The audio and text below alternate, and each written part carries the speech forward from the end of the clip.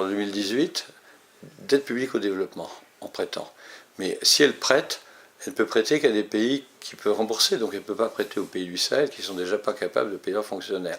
Elle ne peut pas prêter pour faire de l'agriculture et du développement rural, parce que ce pas des domaines qui vont avoir une rentabilité financière directe. Donc le choix du prêt par rapport au don fait que ça élimine l'aide française de tous les domaines agricoles où, je dirais, il y a vraiment des besoins considérables. Ça oublie les pays pauvres, c'est quand même un peu grave, et ça oublie l'agriculture, ce qui est également doublement grave. Bon, ça, je le répète depuis 7-8 ans, il a fallu que je sorte mon bouquin sur Afghanistan pour que les gens commencent à en parler. Bon. En parler, parce que ça n'a pas encore eu de conséquences. Bon. Donc, si vous voulez, il y a des décisions de ce genre-là. Alors, en mettant 250 millions, et je leur ai dit, je sais où trouver ces 250 millions. Ah, ils me disent, ah oui, très intéressant. Bon. Ben, écoutez, prenez le fonds SIDA. Pour le seul fonds SIDA, il y a 360 millions d'euros de subventions. Alors que vous avez 200 millions d'euros de subventions pour les 16 pays bénéficiaires globalement, dont la moitié sont en dehors de l'Afrique. Donc, vous dites, on a créé le fonds SIDA, c'est une réussite, c'est très bien. Mais donc vous n'avez pas besoin de continuer à mettre 360 millions. Vous en mettez 100 millions par an pour continuer à être présent, etc. C'est très bien. Et vous prenez 250 millions et avec ça, vous levez 1 milliard de dollars.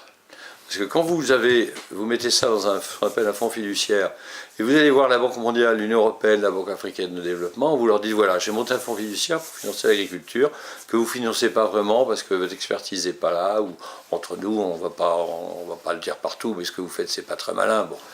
Parce que c'est pas un jugement très dur, mais vous n'avez pas les experts qu'il faut pour ça, vous ne les avez plus. Bon. Nous, on les a. Bon. C'est-à-dire qu'on pourrait faire du travail intelligent ensemble là-dessus. Mais vous savez, vous allez d'abord, la Banque mondiale, c'est des gens intelligents, ils vont venir, ils vont vous dire d'accord, on va vous mettre 300 ou 400 millions. C'est d'autant plus facile qu'on leur donne 400 millions par an, 800 millions à l'Union européenne. Bon.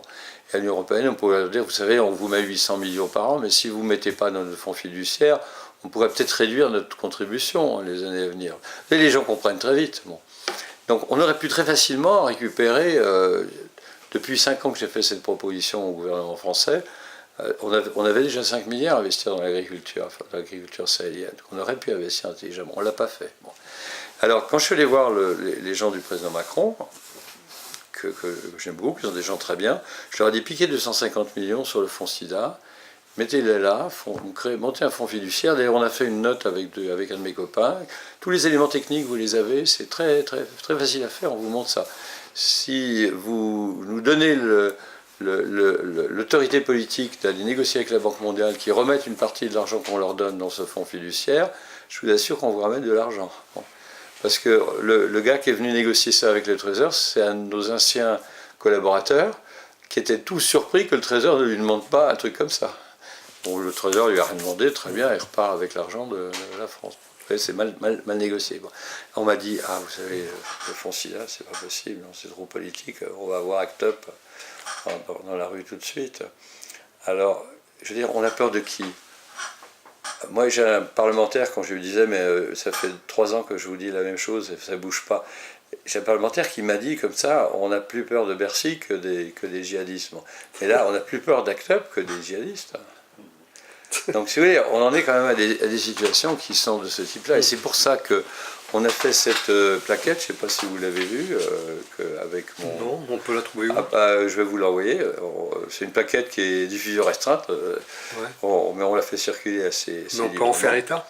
Ah, tout à fait, tout à fait. On l'a distribué partout au niveau de certains parlementaires qui s'occupent de ces questions-là, au niveau de l'équipe de Macron. Non, tout le monde connaît cette plaquette.